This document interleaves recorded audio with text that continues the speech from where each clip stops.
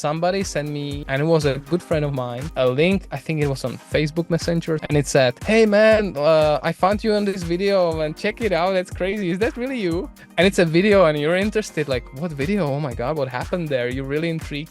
You click on it, and immediately I got a virus alert, right? So these things really work. I also had it with my mom a couple of years ago. Like, she called me, like, "I just want to call you back about when will you be able to pay me back?" And I was like, pay you back.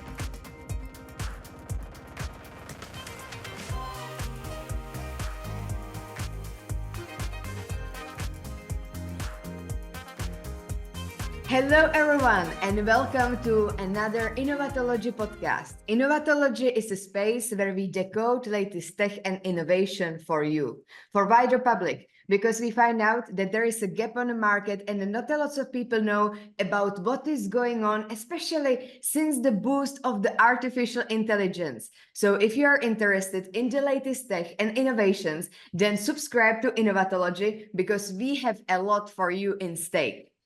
And today we're joined by a guest, Jakub, or how I know him, Kuba. I know Kuba from my work. We used to not work together, but we were connected especially when I was working in Prague. To be honest, I was always very much inspired by the energy, the joy. Was really transferable to other people. And actually, Marie, you were not the first one that introduced me to Wim Hof method, but it was Kuba that the Wim Hof method breathing techniques with us. Yeah, for me, Kuba was also, let's say, a spotlight in the Prague office, really putting us on the map there, I would say, winning multiple innovative awards, I think, with the ABSL, which was really cool to see. Right now, he's no longer working at ABI, but he's doing his own podcast, which I think is really incredible as well, because just made parenthood for the second time. So I'm really interested, Kuba, to learn more from you during this discussion, to understand what is your look on technology on the professional life, but also the personal life. But I'll let you introduce maybe a bit more. So thanks a lot, Cedric. Man, it's really likewise the same, and I always felt inspired by you. I think you were such a shining bright light when you were in Prague, but also outside of Prague. I still was always hoping that you might eventually come back to Prague. But for me, man, that was 11 years that I spent in that amazing corporate, Anheuser-Busch InBev. What a time, man. Like 8 different positions, a lot of them connected to transformation and technology as well. And those were the times that I honestly enjoyed the most. I also did a lot of operational positions, managing up to 150 people. But like the most fun I had when I started to build something new with technology, for example, building a new automation team, etc. So that's kind of me. I like novelty. So currently I'm not employed. I'll start a new position that I cannot really talk about yet very soon. So check it on LinkedIn probably, I guess, in a few weeks. But in the due time, in those past 6 months, because I had a non-compete clause, I could not really work for another company. So that's why I stayed home. But honestly, that was one of the better things that happened to me, because I had a second child, as you just said. So I have 2 wonderful kids, Ella and Adam, and they're my everything. And I'm so grateful that I could, spend this time with them. And during that time, I also spent some time off to focus on my creative aspects that I was neglecting during ABI, which can easily happen because that work just, consumes your life. So I started a podcast and a YouTube channel and these kind of things, and it's so rewarding to me. I really love this. So I'm grateful, for you guys to reach out to me. I'm a big fan of Innovatology. I just want to go with you, to the next CES or some kind of event like that. It will be amazing if we can collab on this. If my wife also lets me out with those 2 kids, it is difficult to be honest. But I'm so glad to be here with you guys. It's a huge honor. Yeah, I think that would be actually a really cool idea for the future, and maybe there will also be some events in Czechia in the future, right? That we can. It would be easier for you to manage with your kids and wife, I guess. Totally. Yeah, but like that's a deal. And what made you start your own podcast and vlog, actually? So I think, when I look back, at the things that I really enjoyed doing, even during high school and university times, etc., it was always creative aspects, and especially creating movies, like little short films. I was also always in a band. Like I've been through my life in like 12 different bands. I can play 7 different instruments. So like the of course I enjoyed being on stage and performing, but the stuff that I enjoyed even more was creating music videos for us. And I've learned so much, so much about the cameras and about the setup, about the mics, and like I really felt that I was neglecting it in those 11 years. It just like it's a hobby that I closed kind of doors for. And suddenly when I found myself having a little bit more time, I was like, yeah, let's start, because I was always thinking, even a couple years back, it's too late. It's just this market is saturated. Everybody on YouTube is already big. You cannot catch up. But I found out that it's not really about it. I think you need to do this thing mainly for yourself, and to enjoy it, and not look at the amount of subscribers or amount of views or likes or something like that, but just do something that you really enjoy, and then eventually maybe it will become bigger and bigger. And why actually technology? Why did you choose to Mhm. go? Because I know that you said that you were working in transformation, Mhm. automatization, etc. But Mhm. why did you then proceed with technology? Because I see that, for Mhm. example, on your YouTube videos, so you are interested in robots, in Yeah. really what Tesla is doing, etc. So where is the connection with the innovations for you? I think, so in the end, and it probably looks like that it's just technology, but in the end, I'm kind of focusing on things that I like, I really enjoy following in my life. So apart from it, it's also supposed to be about film, about other media, maybe video games, or even books. And I also enjoy kind of health improvements, right? Like working on myself and uh, running and trying different supplements and these kind of things that you get from Andrew Huberman and these kind of podcasters as well. So like This we have in common. I'm also I into can see that. biohacking and stuff. So Exactly. So I enjoy this stuff, but technology is like probably the thing that interests me the most. I'm just fascinated by this, and there's a lot happening these days.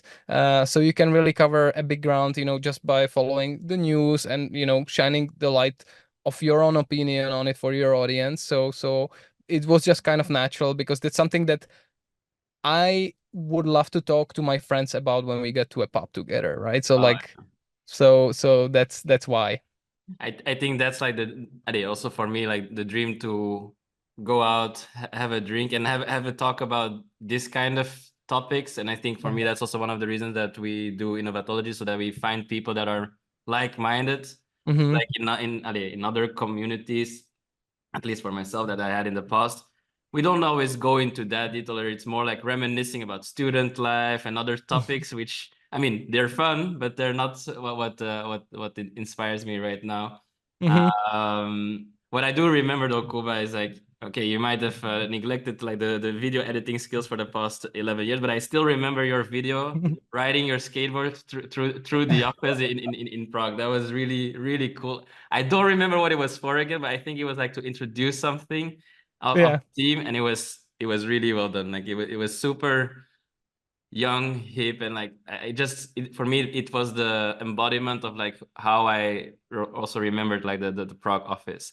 And see, so Um, that's why, so my life and my heart was kind of craving these experiences. So I was always looking for, even in my work, for some excuse to do this, right? So like when there was an opportunity to introduce, Prague or this center or my team, to so-called LPC, leadership people culture convention that we had in ABI, I was like, okay, no brainer. Let's do a video about this. And I was so glad. And people were always like, oh my God, this must be so much work. It didn't feel like work to me. It was really fun times.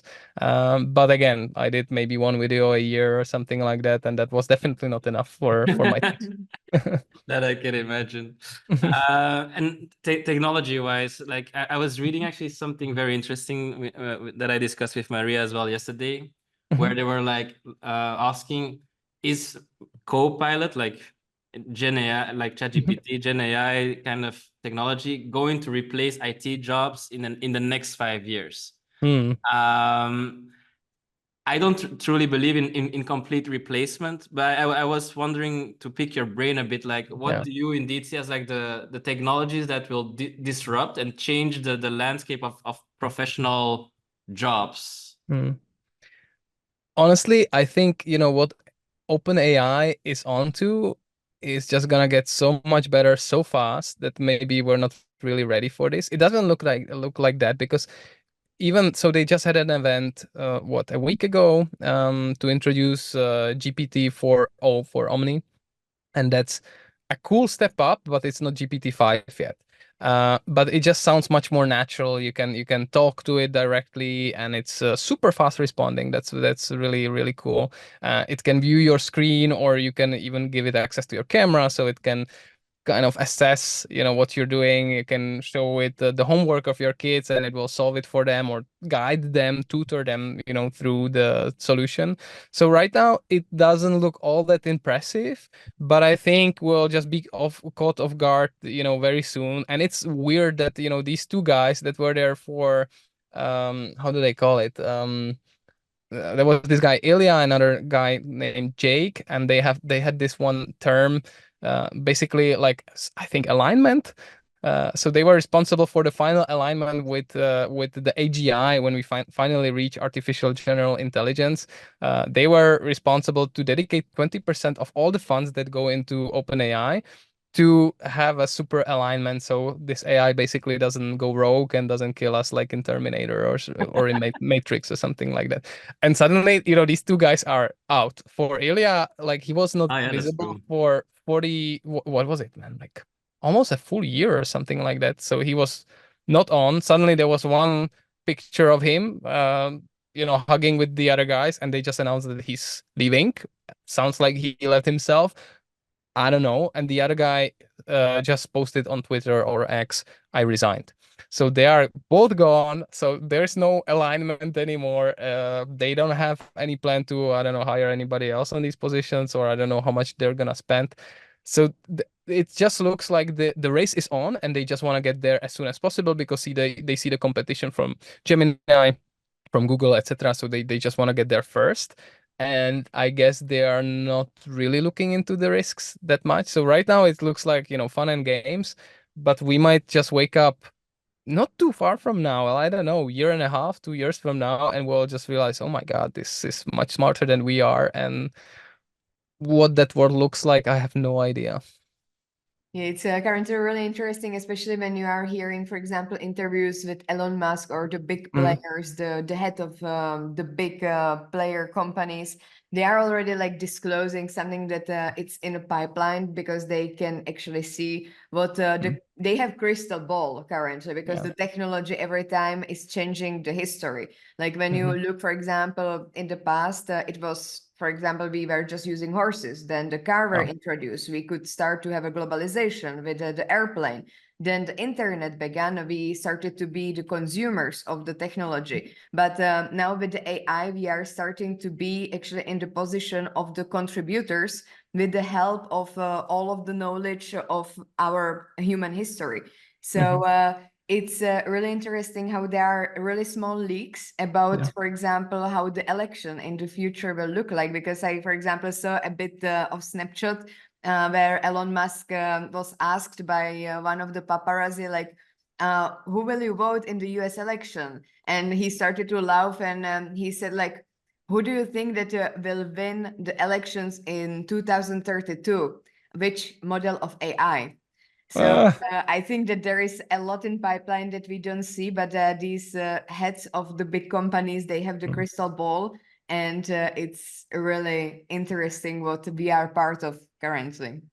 It is, but it can, in the sense of deep fakes, and especially these like big elections for countries like US, we'll have it this year. And thank God these models are not so, far, but for the next election, it probably is gonna be really, really tough, because the public doesn't really understand it. I mean, the three of us, we know what to look for, and like we are maybe suspicious and fact checking, but what 90% of the people will not fact check. They just read the article headline, and that's what they need. And imagine if it's deep fake videos, you just make your opinion. It's just gonna be such a dirty world. It's a world. It's already quite violent in the term how bipolar it is, and especially during the election time. So I'm a bit worried, to be honest, but I'm also an optimist. So I hope this type of technology rather brings us closer to what we humans are supposed to do. Be much more creative and spiritual, and spend time with each other and with our families. And hopefully this will allow us to do just that. Speaking about the families, I have here a question because Mhm. you're a father of two. You are interested pretty much in the technology.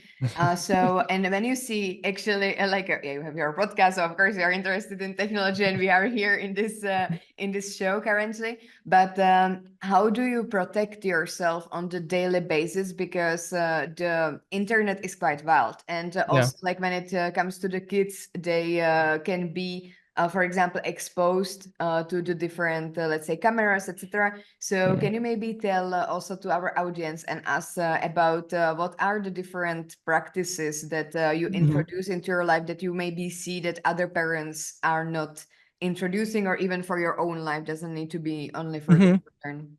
Okay, that's a good question. Honestly, my kids are quite young, so I don't need to really think about it that much, because Ella is just 2 and 3/4, and Adam was just born 3 months ago.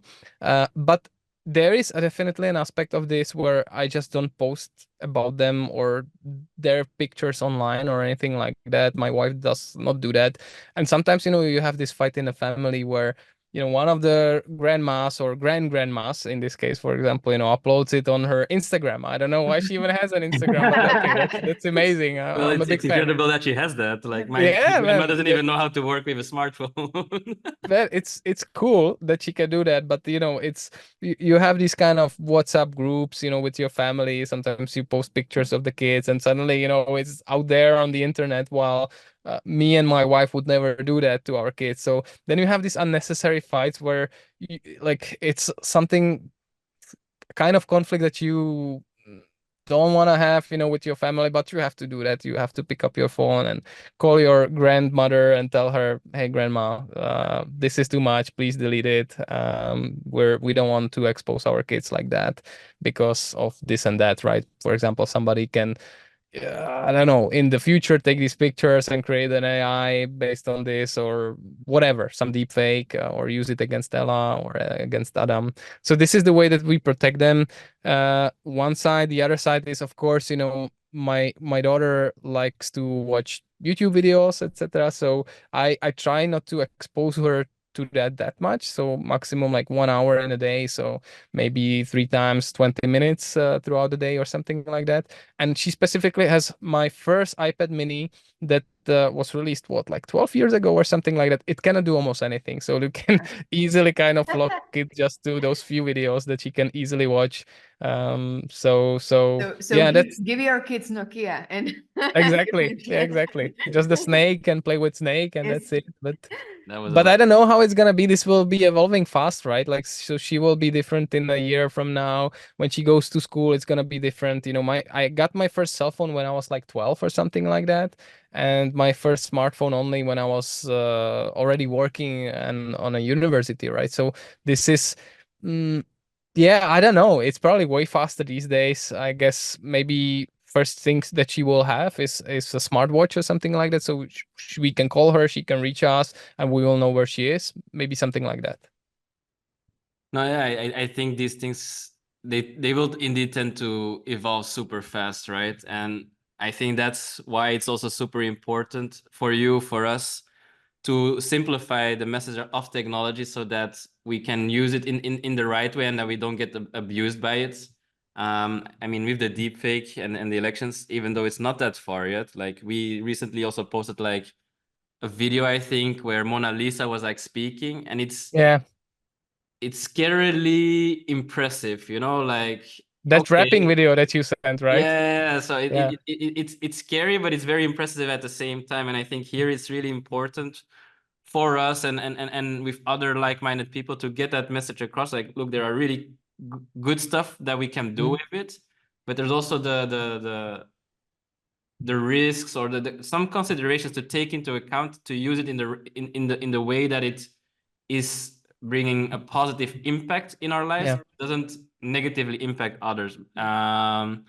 So yeah, I think that's always like a risk and a barrier to consider. Yeah, for example, remember when I was a child, actually, there was I was going from the school. I think I was like 7 years old, and there was a car actually stopping, and they actually wanted to kidnap me, I think. What? Yes, and I was going from the school. I was going home, and it was a really old car in our small city in Czechia, and it was like Trabant, really green. And I was going home with with the bag, and they stopped, and they were like, "Oh, your mom actually told us that we should pick you up in front of the school because there is a fire in your house. Can you just get into the car?" And it was Oh my God. they were like a brownish. There was also a girl like in the back of the car, a really small girl my age. And I just freezed, and I was like, "No, I don't think so. I'm not going into the car. I don't know you." And then they just Good for you. they just left. But it's also something that I have now in mind when we are speaking about this, because this can be also used then in the internet, because this was like my experience when I was young. But I can imagine that, for example, the next generation, they will be having this, or even seniors, so like the most vulnerable ones, that you can, for example, see that the Mona Lisa, it was like definitely just a fake for now, but it's like getting further and further. And then if somebody would use you, like, for example, can you please send me like 1,000 euros because I need help? I am currently in a bad situation. It can be really dangerous. And it's, let's say, the copy paste of the situation that I was in when I was a child, but just turned into the virtual atmosphere. Oh my God, such a terrific example. That's horrible. I had no idea. Like, so we live, just outside of Prague in a super small village, 500 inhabitants. It is 700 years old. So like this village was here even before Columbus, went to Americas, which is just bonkers. Like I love that fact. But so you feel kind of safe in Czech Republic, and hearing that this is something that happened to you in a small town, even back some time ago, right? That's really scary. And I think parents are a little bit more paranoid these days. I definitely am with my wife. So even things like, I don't know. My parents, would be asking like, "Yeah, can you send, your daughter via a train to us? It's just 2 hour or 3 hour ride." No fucking way. So pardon, for my vulgarisms. That's not gonna happen for the next, I don't know, at least 10 years, because, and like, I don't really trust strangers in this case. She cannot really do that. Like, imagine what could happen to you. This is just so scary. And I'm just putting, my parenting hat on in this. But you are right that when they personalize these kind of things, it's way more difficult to fight it.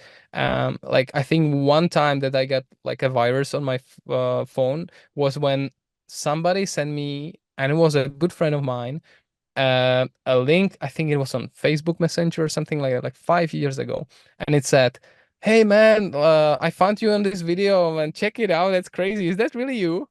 I was like, what the fuck, right? And it was a friend that I didn't see for some time, and it's a video, and you're interested, like, what video? Oh my God, what happened there? You're really intrigued. You click on it, and immediately I got a virus alert, right? So these things really work. Especially when you wake up with a hangover and then like, what Yeah, did I do over? Like, exactly. What did I do? Yeah.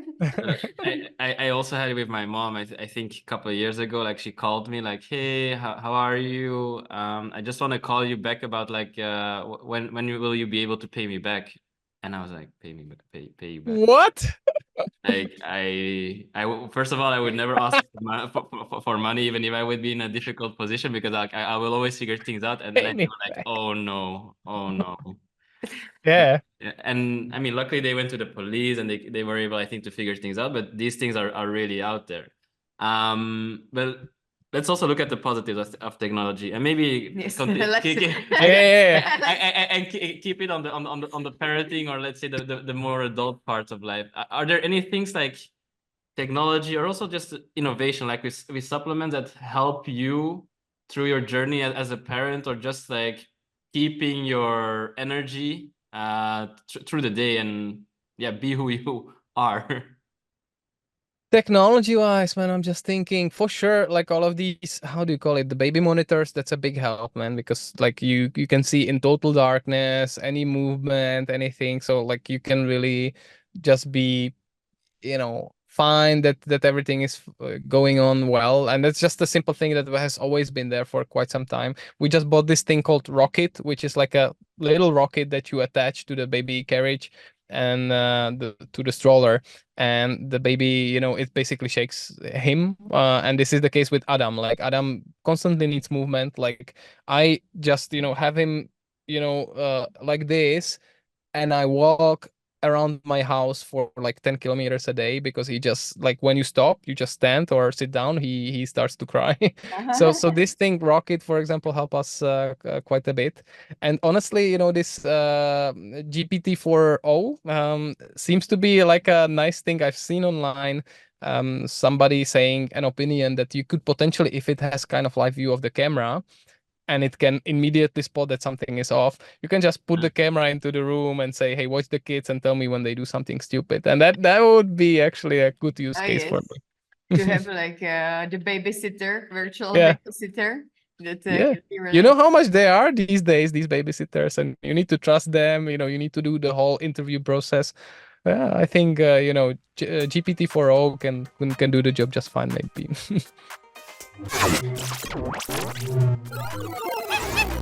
If you're enjoying our content so far, make sure to follow us on our social media channels. Like, for example, LinkedIn, where you can become an integral part of our Innovatology community. This space is for like-minded digital nomads like you, who can share, collaborate, and also comment on different tech and innovations. So don't miss out on this opportunity to network with people who are just as passionate about technology as you are. And let's embark on this journey of innovation together.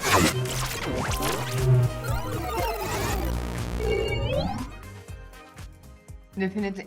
I have a question about like what is the most innovative stuff that you have seen in the last, let's say, month or recently, because as you are interested in the innovations, etc., and you are doing these videos about the latest updates about the 4.0, but you said that it's not that impressive. So just taking it also more broadly in general, like what is the most impressive technology that you have seen recently? I think it's both, the aspects of updates of, OpenAI's GPT model and the Gemini. These two, especially the fact when they were basically showing those live views and it can immediately work on it. Like, I really like it when you just basically take a camera and it shows somebody's desk or somebody's display monitor, and there is a few lines of code, and it can tell you, hey, this is what it does. I found this very, very impressive, because this is super cool, right? This is what a developer would do. They would just go through this, but this thing can see it in a second. So I think this is really mind-blowing to me. Otherwise, I mean, my Tesla currently, surprises me all the time, because every month or so there is a new update of the firmware. And the latest one that just dropped like a week ago, added quite a lot of stuff to it. Bless you. Like basically FSD kind of visibility. So my car now has a new UI, totally new graphics. But what is cool about it is, I go into the street and it sees all the cars around me, and like, it probably saw it even before, but it didn't display it. It just showed to you, I don't know, the next 3 cars or something like that. Now I can see like 60 cars, ahead of me on all the sides. And it's mighty, mighty impressive. And they also unlocked a new thing in the lights, in the headlights. Basically, it has matrix lights, but now it has this, how do you call it? Basically, when you are going through the night, it has the high beams, right? And now it can basically take out from the view the opposing cars that are going towards you, so you are not blinding them. And it's just, life basically takes out these cars, and it does it super fast and super well. So you constantly have high beams on, and you're not blinding anybody, and you have so much greater visibility. Like these kind of things, that just, this car couldn't do it a week ago, and now it can do it. It's just really, I'm so grateful for it. I am here for this type of stuff.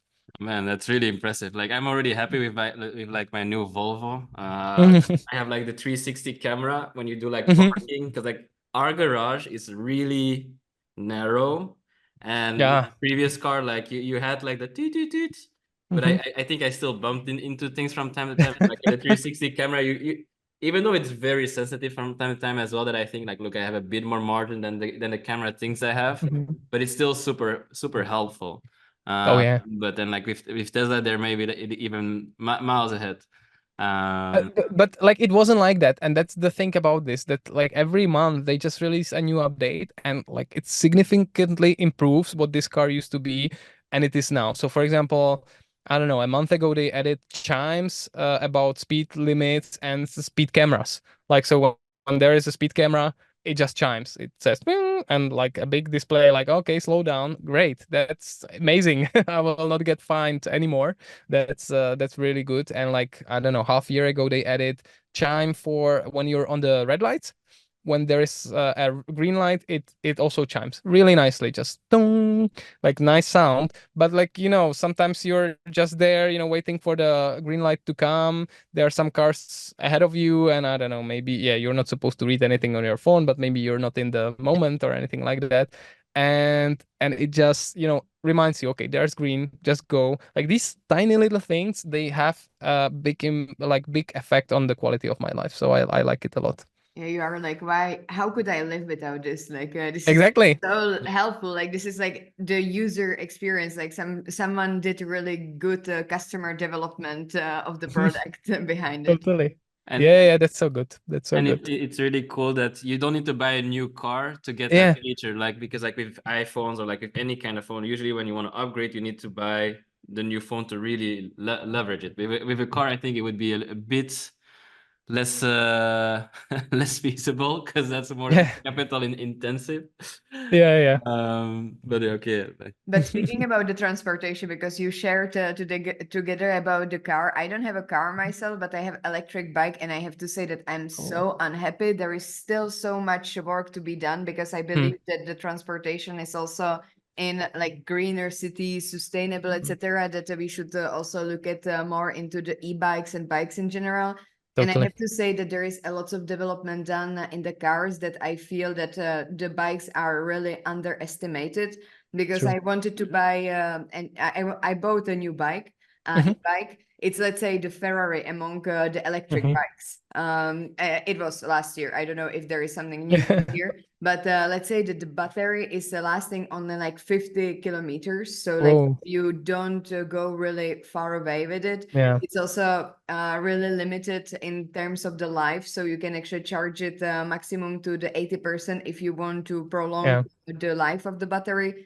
Mm. It takes also really long. If I would show you like how the cable for the charging of the bike looks like, actually my MacBook has a much more massive battery cable than what I'm charging my bike with. That's And crazy. I'm like, for example, I'm biking and I'm like looking so luxury electric cars around me, that I think it's great, because I really feel the difference between like being here in Belgium, where it's a majority of the cars are currently being electric, whereas in Czechia I'm like wow, like it's like getting in the past, because there is not a lot of cars being electric yet in comparison with, for example, Belgium.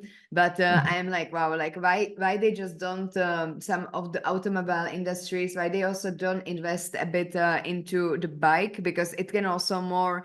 For example, my brother, he's like super against bikes. He's like really not aggressive, but he's Why also is he against bikes? I don't get that. so What did bikes ever do to him? yeah. I actually discovered that he didn't know how to ride a bike when he was here, but don't tell him. But it's like because I think that then if you make a really nice bike, it can actually attract the young generation to then use it.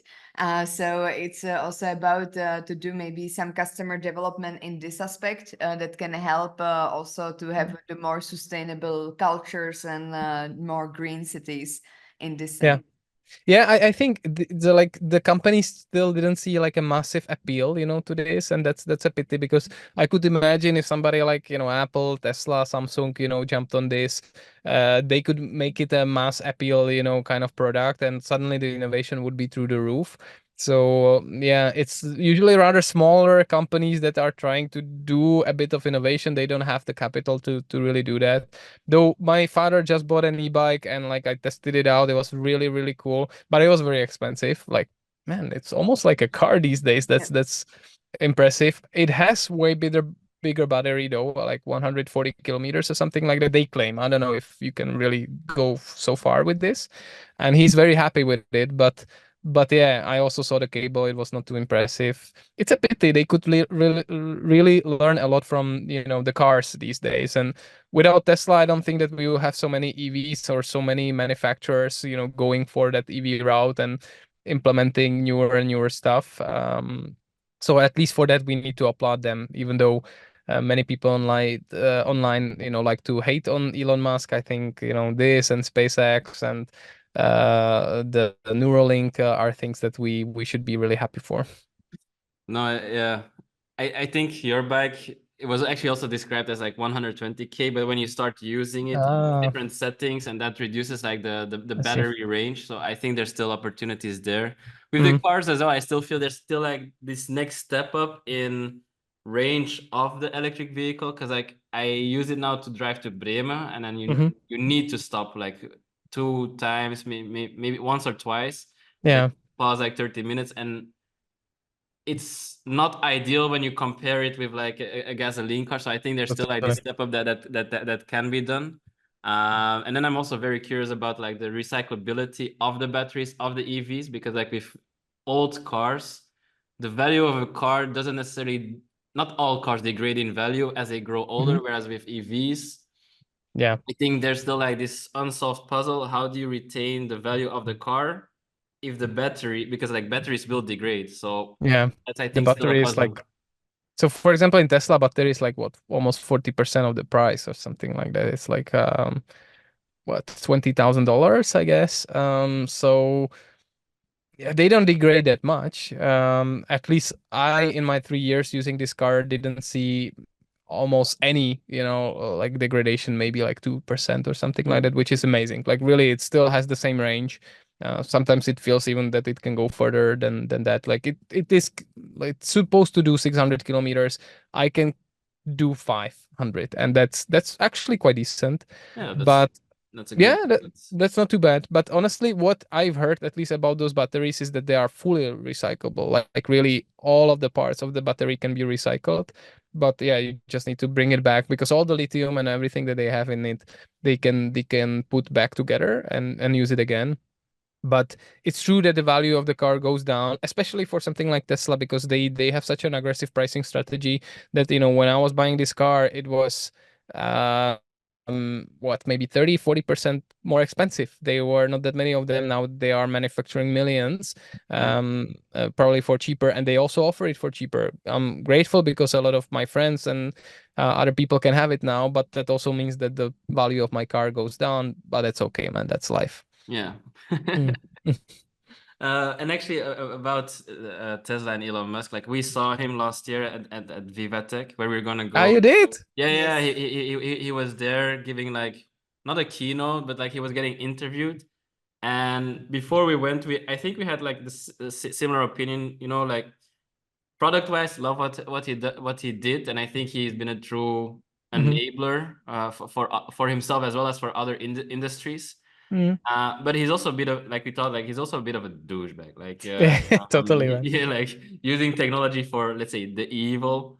Yeah. Really didn't know what he wanted to do with Twitter and X. But when he was on stage, I kind of felt for him. Yeah. Yeah, like he was not the most inspiring person that I ever heard talk, if I would be honest. But for me, he did show a certain level of vulnerability where he knew he made some mistakes. He knew that he's not perfect, and like he was very sarcastic, like super sarcastic.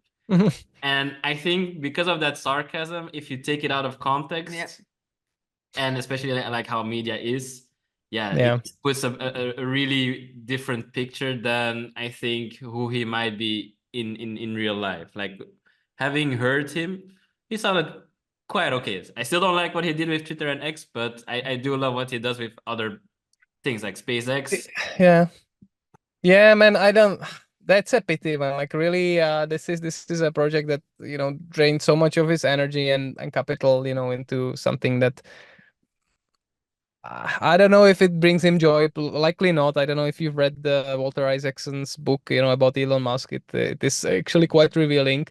But at least one thing that kind of can be applauded, even though the way it was done was crazy, is that he buys this product, he fires 90% of the people that are there, and the product basically still works. I don't think, like, there were maybe a couple hiccups, but it works. It's crazy that he proved that okay, you can operate this with way less cost and way less people.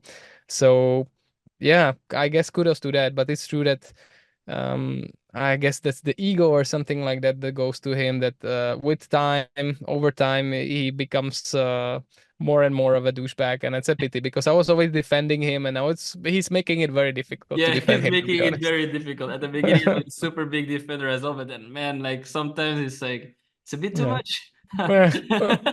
I agree, man. Fully agree. Yeah.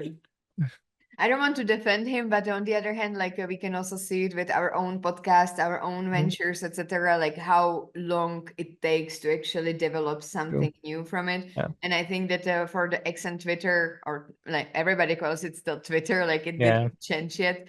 And they will for a long time. Yeah, that it's really like he wants to change it like 360, and Mm, let's see. I mean, like he still have a plenty of money, so I think that even if then he would decide like, yeah, I cannot do it. New, mm. how is it called in China? The chat that you cannot, WeChat. yeah, We WeChat. Mhm. That he cannot make it the new WeChat. Then Mm. he will just like close it and let's move to another venture and let's do the SpaceX. I also saw recently that now SpaceX is actually getting the internet on Moon and on Mars to be Nice. prepared for the settlement of the humans, so that the first humans will be able to chat, to have the internet connection on these two planets within 7 years, 5 to 7 years. So That's amazing. yeah, maybe the housing market will be a bit cheaper then.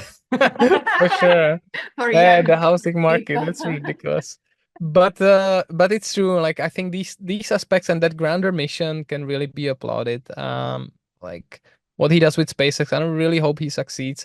Uh, Rather sooner than later, and we'll be able to celebrate and see live, or live, with the difference of a couple minutes, the landing on Mars in 4K, or maybe with some Apple Vision, 3D glasses or something like that. That will be amazing. I cannot wait for that future. Like this is what really excites me, to be honest. But also Neuralink, I think they had this first patient, they are now looking for the second patient. I think his name was Nolan. It's such an inspiring story. The guy, think, fell while diving or something like that, and he's paralyzed from neck, to bottom, right below. And he basically is so happy about this because he can now use his phone and computers just with his mind, and he used it to play video games ever since. So like first night he stayed up for I think 12 hours till like 4 or 5 a.m. and just played Civilization 6, and he was so excited about this. So I love that. I love that. That's amazing. It's that's really curious, like how for us some of the things are just like so natural, but then like when you see that Mm, guy doing it, it's like what would be the first thing that you would do if mm, if you got the chance to do it? yeah. Play games. And by the way, Apple now added, and this is maybe also gonna be useful for people like Nolan that will not have implants like this.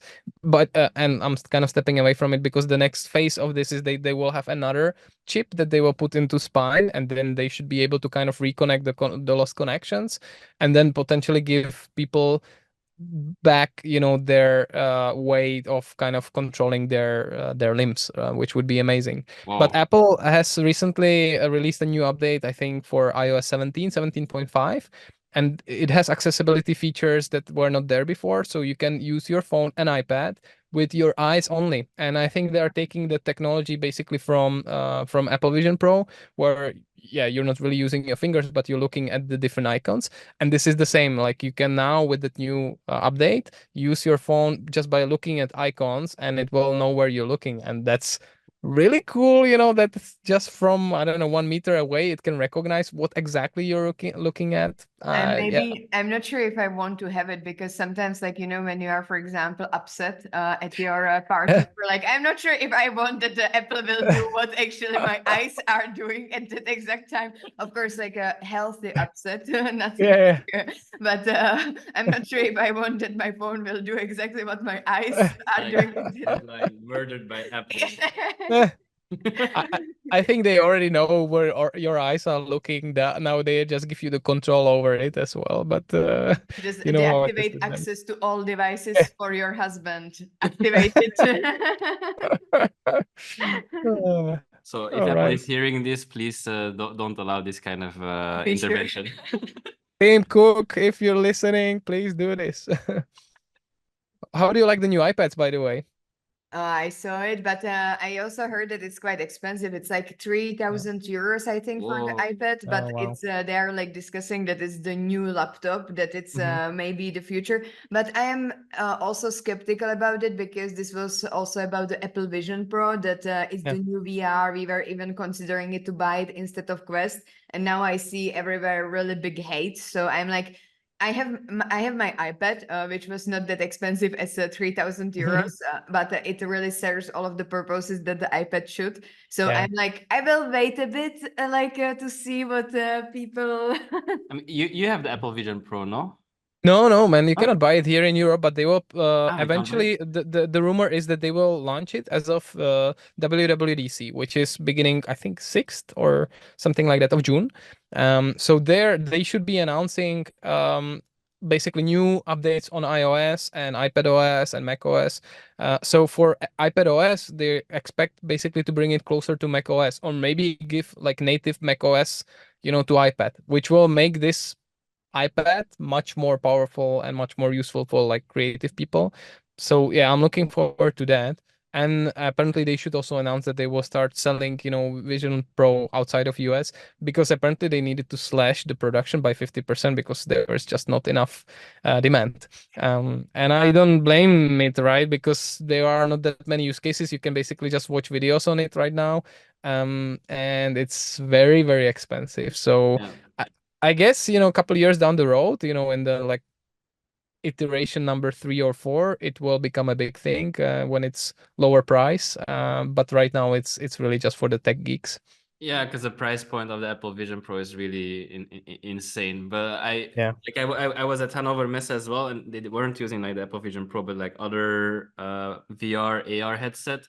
And Mhm. there are the practical use cases as well for it, and you can start also interacting with Copilot. It sees what you're looking at. Totally. It's mixed reality. So also at CES we saw it, where you can do it with the fingers. You don't need the controllers. Mhm. Like those kind of developments will bring that technology a lot further, and not just Mhm. be like for brainless watching Yeah, movies in a different space.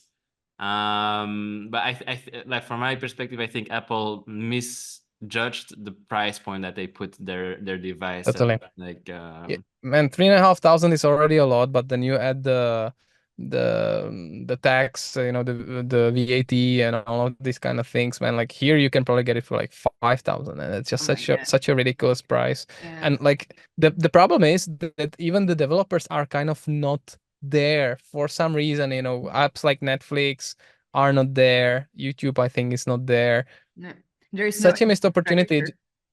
Yeah, that's the thing. I think Apple should have just really went to town, and they were probably expecting that all of the developers will jump on it, but they had a big ego and they didn't call them, they didn't make arrangements, they didn't make a deal with them, and now it became a fight, and it's a pity because I'm pretty sure this is kind of the future of where we're heading in a much more smaller and sleeker body, more like Ray-Bans or something like that. But this kind of AR future is definitely what's it gonna be. We actually saw that in with Ray-Ban. yes, with Ray-Ban. She has a spy cam now. She has like camera on her. You mean the Meta now? But we also saw, that's Ray-Ban. yeah, but we also saw the VR with the Ray-Ban, like that you put like a Ah, yeah. It was not like Ray-Ban. It was like the style of the Ray-Ban. Oh, yeah. I saw that. Yeah, and it was Yeah. I really liked it, because then it also looks cool that, for example, if I would come to a client like what Apple Vision Pro looks like, they would be like, just what the hell, like this is just too serious. But if I would come just the Ray-Bans, they would be like, oh yeah, show it to us, like show us around your concept, etc.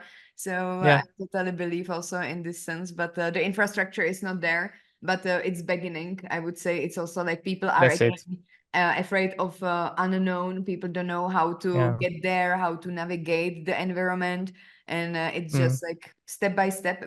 I also spoke last week. I was in Malta in the EU Startup Summit, and there was a guy who actually is already 10 years developing a new television. So it will be the new streaming, new generation of television, which will be available not only on your, like you can also like buy it, you can have it on your television or your computer, on your phone, but also in your VR glasses, and you will be able to watch all of the football matches in the VR, but you will be also able to invite your friends into the match. That's so cool. So it's I believe that when these kind of softwares will come on the market, that there will be more use cases for the people. It will just come hand with hand. So yeah, I mean, like the most impressive use cases that I saw from Apple Vision Pro was exactly this, what you're talking about, like either sports, where you can kind of see, multiple views, I don't know, 3-4 cameras, but also have the full field in front of you and see where the players really are. Like that gives you such a different perspective. And probably they will, because Apple, I think, has ESPN, so they will try to monetize on this a lot by giving you the opportunity to kind of sit in the front row, like those tickets that cost thousands and thousands of dollars, you could just see and like really feel like you're there. That's one thing. And the other thing that I really like, and they already launched it, is this kind of collaborative aspects where you can basically bring these personas, they call them, into your room with you. And I saw people playing rock paper scissors or like Battleship, and it really felt like they were there, or they were watching like a TV show and they were like sitting all on a couch. So that's really cool looking. And yeah, for that aspect, especially if your family is abroad or far away, I can really see this being adding a lot quality to your life. Definitely. I mean, that part of like communicating with people or like keeping a connection with friends, family that are abroad has really changed a lot. Like going from pigeon to telegram to a text message to the phone to smartphone. I see the future. I mean, like what my father also said, like in the past it was so difficult to keep connections with, like if you would go on Erasmus, you would see each other, have like fun for 6 months, and that would be it, because you would probably, maybe you would send each other like a letter like once or twice, but then that would be it. Now you stay in contact, Facebook, Instagram, but then like the next step is through this virtual mixed reality where you can still keep that connection. And then teleportation one day. And then teleportation. Yeah. I mean, there was already something, like they had like a screen, I think, in New York, where they were able to see people at another place in the world. And but that happens. They have these portals, right? Yeah. It's just a camera, but they shut it down. Did you see why? No. Because man, first thing, it was New York and Dublin. At first thing that they did, they just launched it. People from Dublin, take their phones and they put it in front of the camera, and there were like pictures of 9/11, man. Like, oh my god, what the fuck. And then the New Yorkers, they had a strike back basically, and there was a lady that just put her tits out. Sorry for my language. And in the end, they shut it down after like 24 hours. So the portal is not there anymore. the people destroyed it. Exactly. But the teleportation, I think, quite some time ago, I already read an article that they teleported like photons or something like that. So just some particles.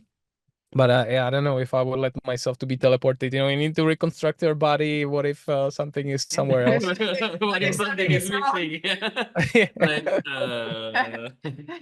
This was not here before. Or like you teleport with two people, then all of a sudden you mix like parts, and then you're like, okay. All right, so I would say that the future is in the stars. We can just now navigate what we have now and what we might see in the future. Maybe my last question to you Mhm. is what is the future is in the stars, but what is in the future for you? What is in the pipeline for you? Do you have, for example, some plans in terms of the podcast or like some Mhm. conferences that you are having on the watch? Of course, like Mhm. we also spoke a bit about the collaborations, but Yeah. what you are cooking? Thank you. That's a great question, Maria. I am so what I'm gonna be doing is so people were asking me because I was now off for basically 6 months and now I'll be starting a new position in about 2 weeks.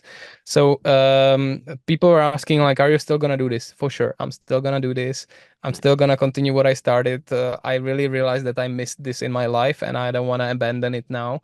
So I will continue. My next milestone is, to reach that kind of YouTube monetization stage. Yeah, I don't think that I will get any money out of it, but just a milestone to reach. And because it's quite difficult, to be honest, it's like 1,000 subscribers, Yeah. 4,000 hours of watch time, within the last 12 months. So it's, yeah, when I get there, that will be at least some moment for celebration, and I definitely want to get there. Probably next year, I think I can be there. And in terms of the conferences, I will be attending some conferences that are for kind of the GBS space, so the business services space. So like for the field that I'm in, there are some in Czech Republic. There will be one in Amsterdam, and I will be definitely watching online, for the conferences. Like I said, the next one that I'm really looking forward is WWDC, which is Apple's conference where they announce, let's say, software updates. And this one should be big because they made a deal with OpenAI. Nobody knows what the deal is about, but the rumor has it that in new iOS, basically you will have totally new version of AI that will be kind of intertwined into everything. Your Siri will be much more powerful, and I cannot wait for it. I have to be honest, I never used Siri. I never used that Yeah, button. She's exactly. just like popping up like by mistake when I'm touching some Yeah. button. She's like popping up. I'm like, no, you are not here, Siri. I, like I'm setting alarms through it or reminders, but even that she can mess up. So yeah, it's pathetic. It was such a great idea at the beginning, but it's weird. They have so much money that they should be kind of on the top of this AI race, and they are not. And they also abandoned the car project, by the way, which they Ah, yeah, apparently spent indeed. like $10 billion, and they just killed it completely and fired everybody. But they can also use, the use cases from other, like from competitors, like Google Mhm. Home, etc. Like for Yeah, us, Google Home works really perfectly. Like, yeah. I mean, like there are, of course, the things that can be improved, but they can just use how the competitors are working and they can implement it in Siri. And Mhm. Siri is still not really that popular as the Google Home, for example. I think they are about to change that in a few weeks. So let's watch out for that. Yes. Right, but I'm super excited to hear about your milestones. I think looking forward to see you grow your channel Thank and, you. and your story. I think it will be Likewise, guys. super nice. And also congratulations to your new position. Thank you. Thank you so much. Looking forward. That's gonna be so I will be announcing soon. So watch out, on LinkedIn Spaces. It's something quite unexpected, but something I'm really excited about. It's a cool opportunity. We're building something new from scratch, and that's gonna be really, really amazing. I'm super excited for you, Kuba. Thank you. Likewise for you guys. All right, so do you have some the last remark, something that we didn't touch, the different topics that we went through before we will close this series of because we jumped really from the left to right. We have reviewed, I think, all of the latest technologies here, from the Open AI to the Apple Vision Pro to WWC CES. That I think that this is a really great episode of if you want to jump on the horse of the latest innovation and technologies, I think that this is definitely the episode to see to get review of everything what is going on currently. Totally. No, But it's anything what we didn't mention? Mhm.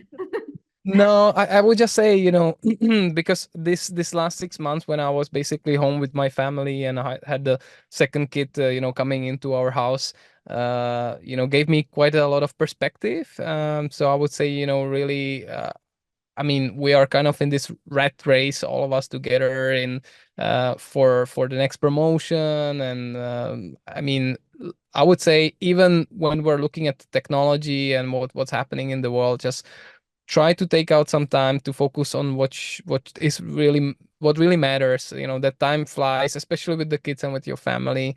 It just goes by so fast. So like really focus on these things that really matter to you, like your family, your friends. We were discussing how it is easier than it was and than it used to be with the pigeons. Now you have WhatsApp, but still, even with WhatsApp, I think a lot of us are neglecting our friends. And, for some of them, even though we used to be, really close, we don't have time and we don't check out on them. So I think we should all find time to do these type of things.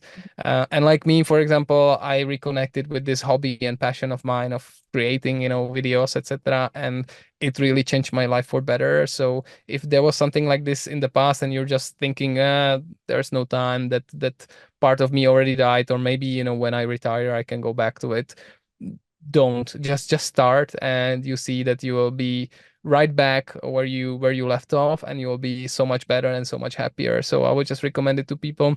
And I wanted to thank the two of you for doing what you're doing. Such an amazing job.